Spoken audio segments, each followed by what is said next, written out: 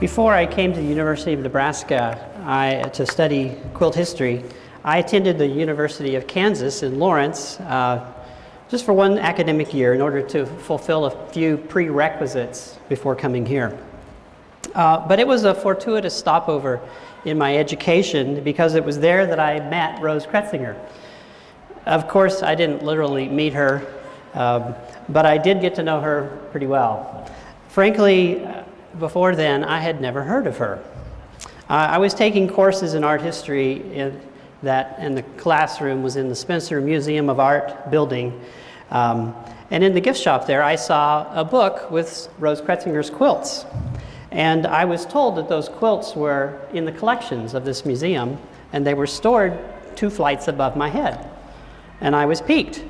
So in one of my courses, there was an assignment to write a paper about a Kansas artist. And so I said, well, I'll do Rose Kretsinger from Emporia, Kansas.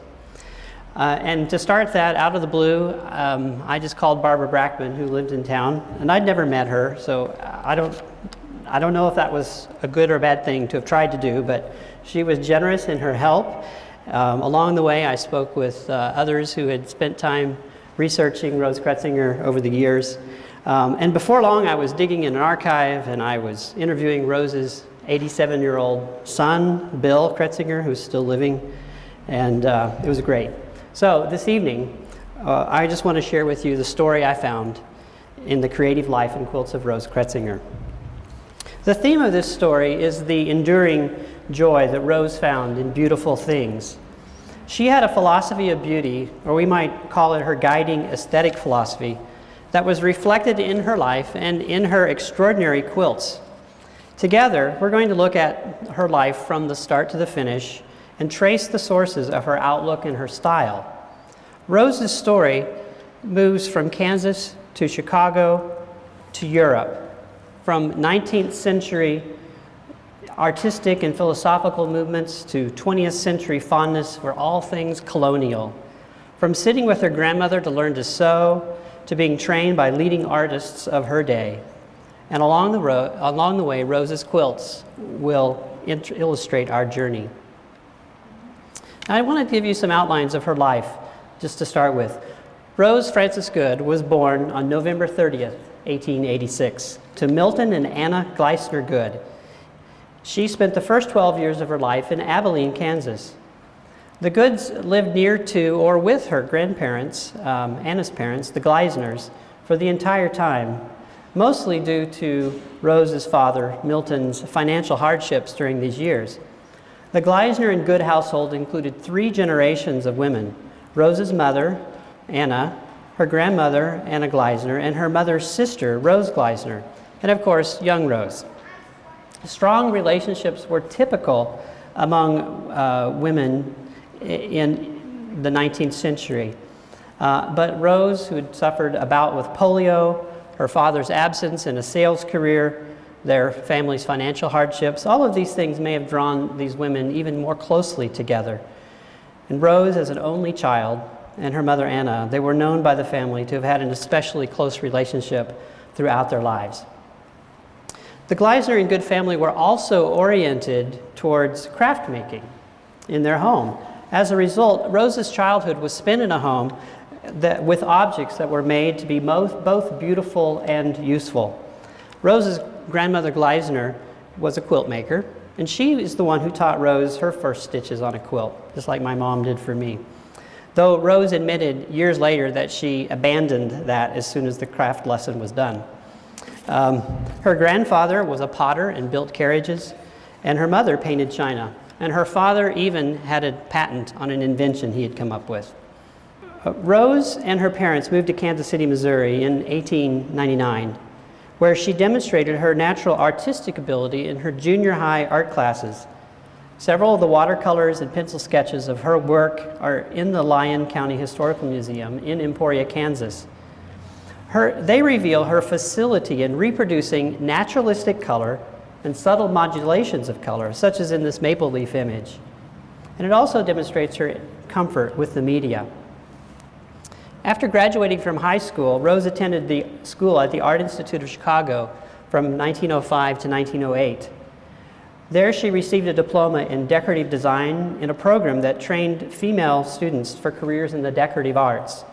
It was there that she received professional training in design and color, and also she was exposed to the ideas of the arts and crafts movement. After graduation, she supported herself with occupations in the design field. In interviews with Barbara Brackman in the 1980s, Rose Kretsinger's daughter, Mary Kretsinger, said that her mother worked as a designer of fabric for Marshall Field and worked as a jewelry designer. Her son Bill told me in 2005 that his mother traveled to Europe twice, first time as a buying agent for an antique dealer, and second time with her mother, Anna. Rose's travels took her to London, to Paris, Germany, Switzerland. Then in 1914, in December, Rose married William S. Kretsinger, an attorney and rancher from Emporia, Kansas. They settled there and raised 2 children, Mary and Bill. And after Rose's father passed away, Rose's mother, Anna, lived with or near her family for the rest of her years. Even though Rose was no longer working as a paid professional in the design and decorative arts field, Rose's years of child rearing were full of creative activity, which recreated for Mary and Bill the environment that she had as a child. She was skilled at upholstering and refinishing furniture, and when Mary became interested in marionettes, Rose built a stage, and together they made the hands and faces of the puppets, and they drove around town and did puppet shows. Rose is also known to have written poetry about the beauty of nature. Rose kept herself busy with needlework as well. Bill told me that when his mother went to a movie theater and if she saw a star who was wearing a beautiful fashion she liked, then she would come home and from memory she would draft a pattern at the dining room table and then sew it. One of her most remarkable needlework accomplishments, which I doubt she saw in a movie, is this heavily embroidered black silk crepe dress which she made all by hand in the 1920s. Well, Rose and her mother both became involved in quilt making in the 1920s, which is not surprising for 2 women who were known to be close. Mary told Barbara Brackman that her mother owned a circa 1920s book on quilt making published by the Modern Priscilla. It was a leading magazine of fancy work, as they called it, and that she believed both her mother and grandmother had used. Barbara Brackman has identified that the thistle design in this quilt here, which was made by Anna Good, is from the 1920 Modern Priscilla patchwork book. Now, the close relationship that Rose and her mother shared was cut short as Anna was tragically killed when struck by an automobile in October of 1926, just minutes after she had left Rose and Will's house after dinner. Now, Rose kept a combined list of her and her mother's quilts. The list records that Green Patch, shown here, which is one of her mother's quilts, was completed in December of 1926, 2 months after her mother's death. Possibly Rose finished it herself as an act of memory and consolation. Quilt making's ministration to her crushed spirit was echoed some years later when she wrote, Women are turning more and more to patchwork as a fascinating, nerve-soothing occupation. It not only gives her a new interest in life, but a new joy built up by her own efforts. Bill Kretsinger shared during an emotional moment in my interview with him that his grandmother's tragic death was, as he said, what really got it started. And by it, he means his mother's quilt making. Rose did make 9 intricate applique quilts between 1926 and 1930, though I should note that she hired other women to do the quilting for her. Her quilts repeatedly won ribbons at the Kansas State Fair and in other contests. An encouragement to all of you out there who are quilters is the fact that even Rose Kretsinger had some unfinished objects. She started Pennsylvania Garden, which is shown here, in 1931. It is now in the collection of the Spencer Museum of Art, but it remains unfinished. In 1932, Rose began writing her portion for the Romance of the Patchwork Quilt in America. This book was not published until 1935, And Rose's contribution was a section on the art of quilting and also a collection of quilting designs, some of which were her own historically inspired creations. Also, a number of her quilts were pictured in an earlier section of the book. In 1940, she became a widow, and then she made 3 more quilts. Made 1 more quilt, Paradise Garden, and finished it in 1946. She continued to do other needlework in her later years, for which she also won prizes. And one of those later creations is a cross-stitched afghan, which she is seen working on in this photograph. Now, hopefully, these biographical highlights reveal the thread of creativity and the enjoyment of beauty that ran through Rose's life. I believe that this thread is traceable to an aesthetic philosophy that she expressed in the book, The Romance of the Patchwork Quilt in America. She wrote the following: "It is the desire of everyone to possess and to create beautiful things. This divine instinct should be encouraged and properly directed. It is the expression of personal individuality and character. It uplifts our thought beyond the commonplace and sordid things of life. Beautiful things appeal to the emotions and create a sort of mental state of quiet and spiritual goodness. Why, then, should we live without this understanding when it is so essential to humanity?" I see 3 points in her aesthetic philosophy just expressed. Her belief in the essentially human instinct toward beauty, in beauty's power to create joy and good in individuals and society, and therefore, thirdly, in the practical importance of sharing with and learning from others in order to be able to express oneself through beauty. Now, were these her ideas, or did they reflect some other influences? Did she express this philosophy only in writing in the book, or was it practically applied to her life? Well, the answers to these questions, I think, take us first to Chicago in Rose's years as a student of design at the Art Institute. It was there that she encountered similar ideas in the arts and crafts movement, though I believe that her creative home environment gave her a context for appreciating those ideas.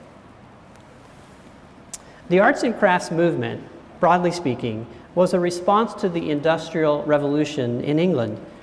The movement's ideological origins in the mid-19th century are traced to John Ruskin, who was an art critic and social theorist, who objected to the inhumanity of a system that depended on laborers who essentially functioned as part of the machinery of production and that made no room for their own aspirations and desires. These ideas would influence William Morris, an arts and crafts idealist and a designer as well. Speaking of the industrial worker in 1880, Morris said, "All this toil degrades them into less than men, and they will someday come to know it and cry out to be made men again. And art only can do it and redeem them from this slavery." Now Morris, with a religious sort of zeal, continued. He said, "Hope must be ever with us and show us the victorious days when millions of those who now sit in darkness will be enlightened by an art made by the people and for the people, a joy to the maker and the user." Those are pretty high ideals for beauty. But to implement these ideals, Morris and others sought to revive the applied or decorative arts and to reunite roles of designer and craftsperson back into one individual. Louis Jay Malay, who was Rose's principal instructor at the Art Institute of Chicago, he had embraced the arts and crafts philosophy. Malay is credited with propelling the arts and crafts movement in the U.S. through his students, 85% of whom were women, that he trained for careers in the decorative arts. His curriculum reunited designer and craftsperson as his students both designed and manufactured decorative items in hands-on workshops. Students' guiding maxim was to create works that were beautiful, useful, and enduring. So Rose's exposure to arts and crafts ideas at the Art Institute, her lifelong focus on making beautiful, useful, and enduring objects, and her written statements all point to a philosophical source in the arts and crafts movement. But did Rose's quilts also have an arts and crafts style? Well, that's really a misleading question, because the arts and crafts movement was primarily a philosophical and not a stylistic movement. In fact, many individualistic artistic expressions of arts and crafts ideas developed. In Rose's case, her quilt style developed along the lines of the colonial revival rather than the more original, modern, or abstracted looks one might expect from someone who was trained in art school and traveled through Europe at the beginning of the modern age. But the colonial revival ethos of nostalgia for a simpler, purer time in the past may have appealed to Rose, maybe reminding her of her mother and her grandmother, the close relationship that they shared, the hardships they endured, and the beautiful handcrafts that adorned her childhood home. When one looks at Rose Kretsinger's quilts, one sees the traditional quilt styles so favored during the colonial revival. But one also sees the evidence that she approached her quilt making with the skill of a modern, professionally educated designer and colorist. Let's see if I can illustrate this for you. Her instructors in Chicago, Jay Malay, who I've mentioned, and the Czechoslovakian Art Nouveau artist Alfons Mucha, both emphasized design in which form and color were in a relationship of harmony to each other. And by form, I mean the elements of a design that work together to comprise figures that appear upon a background. In quilts, there are actually 3 layers of design that work together to form a harmonious composition. They are, 1, the forms, whether in quilting, pieced, applique, including borders; 2, the color scheme; and 3, related to the form, but unique in the craft of quilt making, is the quilting designs that overlay all of it. In The Romance of the Patchwork Quilt, Rose spoke of all 3 when she wrote, I quote, "Quilting, designing, and color, each giving sanction to such variation in style and treatment, may, if not properly combined with regard for appropriateness, prove unsuccessful as a unit." Alfons Mucha, the Art Nouveau artist, his contribution to Rose's style might be understood from the sketches and lectures on design he delivered to his students at the Art Institute. In particular, Mucha's sketches elaborated on how to ornament forms to emphasize their essential lines and the function of their structure. For example, ornamented corners or lines may sufficiently define the lines of a rectangle, as you can see in these sketches. The excellence of color in Rose's quilts owes much to Jay Malay, an expert colorist and architect who was influenced by color theories of the late 19th century, and they were often expressed in the language of music. Now, famed Chicago school architect Louis Sullivan utilized Jay Malay's skills as a colorist on several collaborative architectural projects. And Sullivan called their collaboration on the National Farmers Bank in Owatonna, Minnesota, quote, "a color tone poem," end quote. Jay Malay's writings are also sprinkled with musical language in their discussion of color, and so are Rose Kretsinger's in The Romance of the Patchwork Quilt in America. She wrote, "We might even liken the quilts to musical composition. It has its high and low color tones and its swelling and diminishing line rhythm, all carrying the eye through a design composition." Rose's 3rd element of design, her quilting, takes our story back to Kansas now. As we've already heard, her aesthetic philosophy included learning from the accomplishments of others. Rose did this. She owned a copy of Marie Webster's 1915 book, Quilts, Their Story, and How to Make Them. Rose was also known to have made numerous trips to the Spooner Thayer Museum of Art at the University of Kansas. Sally Casey Thayer of Kansas City had assembled a large and distinctive collection of fine and decorative arts from all over the world, including a number of early quilts. This collection formed the basis of the museum's collection. Rose studied these quilts, she made sketches, and truly the accomplishments of the unknown women who made the quilts undoubtedly influenced Rose's traditional quilting designs. So we see that Rose's education at the Art Institute shaped her aesthetic philosophy and her professional design, and that her study of old quilts influenced her quilting design.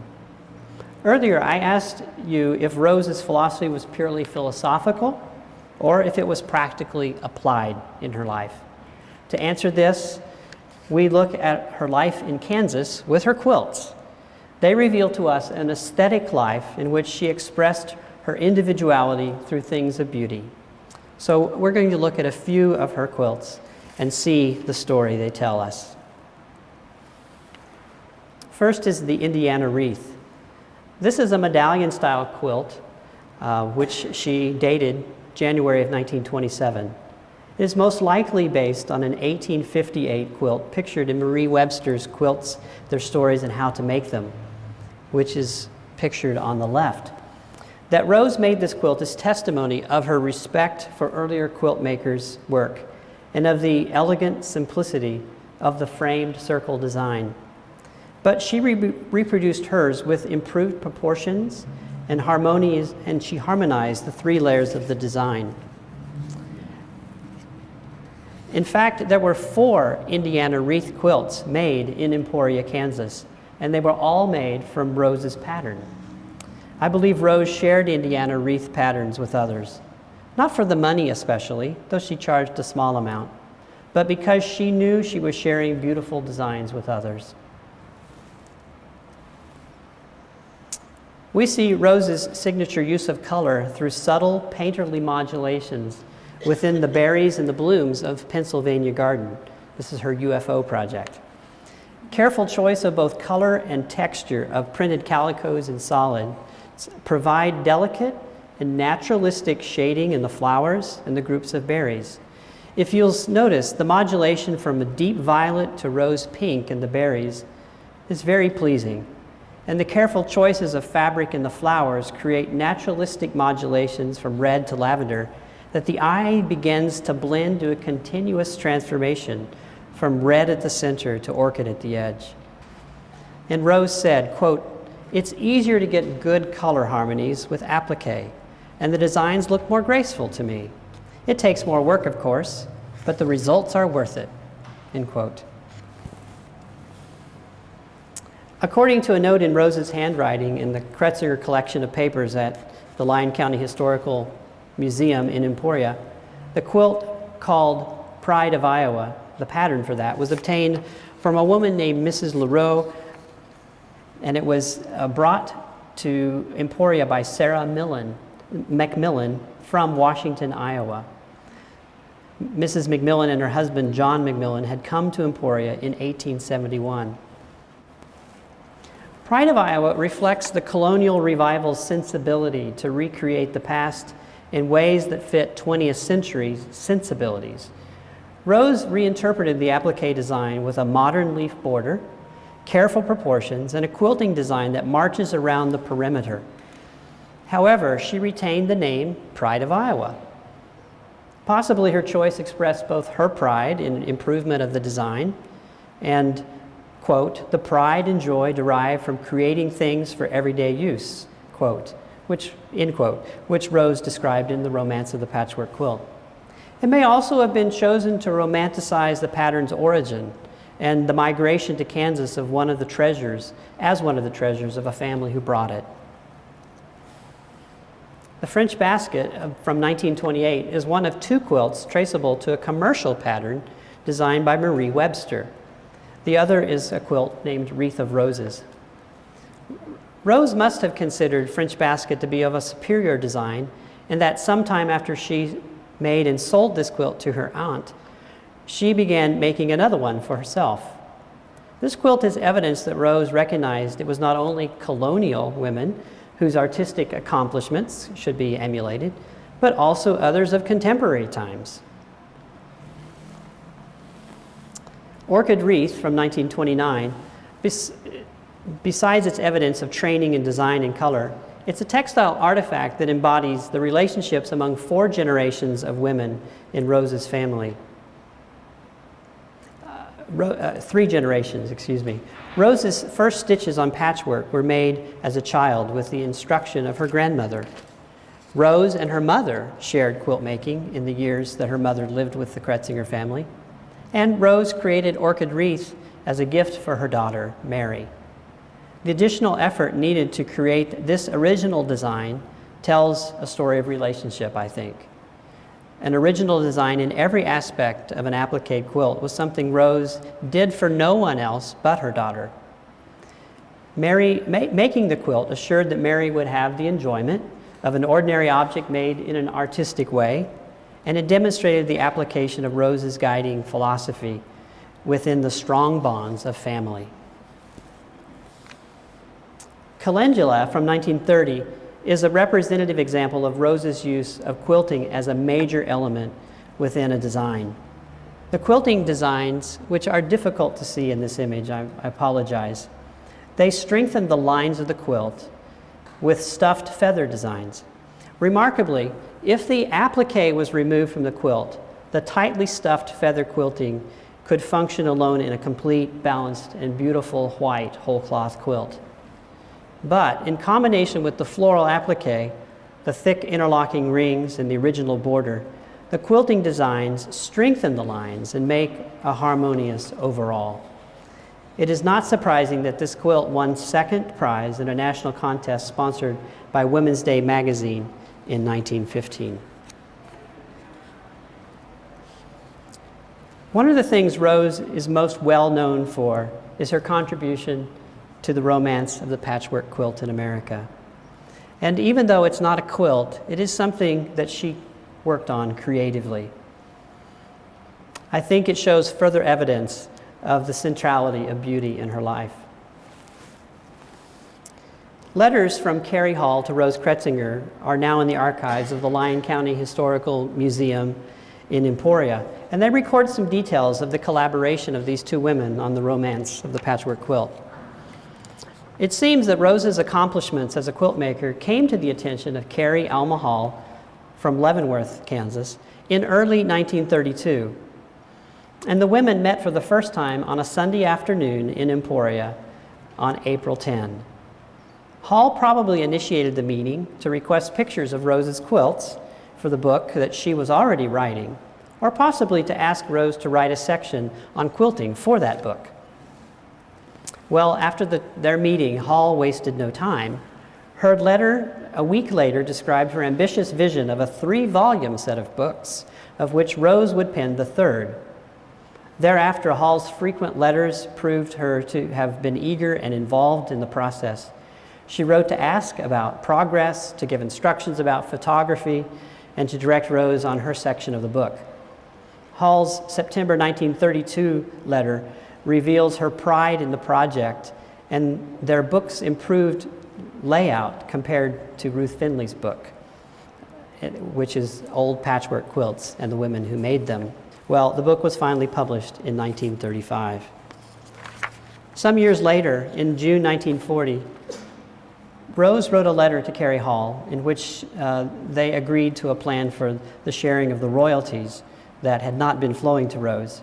But the letter is important because it gives more insight into Rose's motivations for writing. And here's an excerpt from that letter.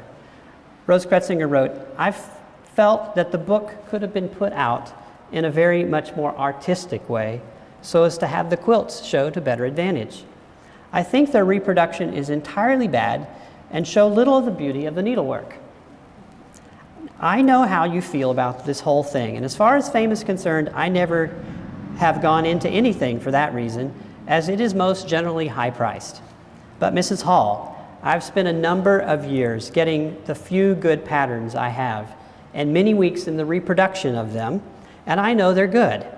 I find no better designs in any of the books I look through. I have just now a letter from a person who wants information about the patterns of 3 of my good designs, and she's trying to see a way to purchase the book later."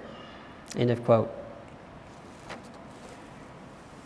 It seems that this letter indicates that Rose went into the book project with a desire to share beautiful designs with others and a belief in the excellence of her work.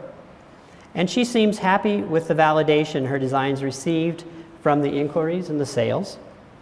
She had to have enjoyed the sharing of patterns because each one was hand-drawn, full size, and she included fabric swatches of suggested colors. Her daughter, Mary Kretsinger, expressed in a letter years later to the Spencer Museum of Art, all she did was for the joy of doing it. She had unlimited energies for passing patterns and help around to other quilters. There is evidence that Rose's contribution to the romance of the patchwork quilt may have been more extensive than is evident in the published book. I had the opportunity to look at Rose Kretsinger's personal copy, and I noticed a number of penciled notations that denote some unacknowledged contributions. In part 1 of the book, Rose wrote "my block" next to several of the quilt pattern blocks. It's very difficult to see here, but in the left margin of the book in pencil, she has written that.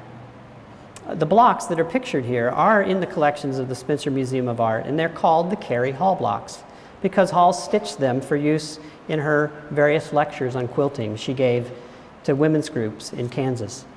But Rose's pencil notations indicate that she may have provided Hall with the patterns for some of the blocks, or had possibly even sewed them herself. A preliminary examination indicates that Rose may have purchased these patterns from the Ladies Art Company, from Ruby Short McKim, from Marie Webster, all companies or individuals who were designers and publishers commercially of quilt patterns. She might have found them in women's magazines and then tweaked them to according to her ideas of good design. That may also indicate that Rose saw herself as investing her work in a book that would influence the quilt revival through good design. And who knows, had the romance of the patchwork quilt in America been published with better quality and before the height of the Great Depression, Hall and Kretsinger's patterns might have had a much greater impact on the early 20th century quilt revival. Well, we're drawing to the end, and I thank you for your attention in listening. We have examined Rose Kretsinger's story to retrace the influences that shaped her outstanding contribution of artistic quilt making in the second quarter of the 20th century. Her influences were drawn from a home environment and an education that nurtured an aesthetic philosophy, much as they developed her natural talents with design and color. Her philosophy was built on the joy of beauty and the value of expressing that joy and sharing it with others. We have one more quilt to look at, and it's called Paradise Garden. This is her last quilt, completed in 1946, and it has a part of the story to tell. It records the final chapter of Rose Kretsinger's life. Rose suffered a paralyzing stroke sometime before her death in 1963. Bringing to an end her ability to produce the beautiful works for which she was so well known. It must have been difficult for her to lose touch with the creative handwork activities that had made her the happiest. Paradise Garden in their family had only been laid on the four-poster antique bed in her home for special occasions. But when Rose was confined to bed after her stroke, she asked her daughter Mary to lay Paradise Garden over her. This was a special occasion, I think. Rose needed the beauty of the quilt to lift her spirits. She was proving in her final days, when lesser things are abandoned and things of value are held dear, what she believed and what she wrote. Quote, "We are always well repaid in making something lovely, for a thing of beauty is a joy forever." End quote. Rose Frances Good Kretsinger died on June 23, 1963, at St. Francis Hospital in Wichita, Kansas, at the age of 76. I want to take this opportunity to thank the Lincoln Quilters Guild for hosting tonight's or sponsoring tonight's event, and for your scholarship support that helped me present this paper or a similar paper at the American Quilt Study Group in Lowell, Massachusetts. I also extend my appreciation to the International Quilt Study Center and Museum for co-sponsoring and hosting this event tonight.